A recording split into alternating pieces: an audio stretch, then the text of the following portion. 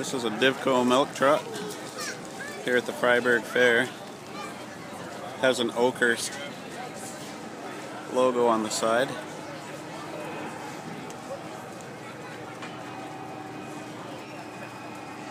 I don't think it's a super old one because the top isn't very rounded.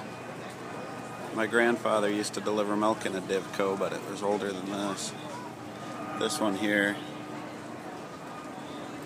I'll just put the camera up here. You can see some of these had a stand-up, sit-down drive system in it, where the driver could actually stand up while they're delivering milk.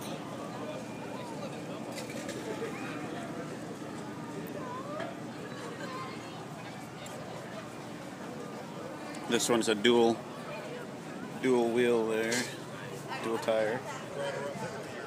Oh, and it's in a definitely a refrigerated backside. Not all of them were refrigerated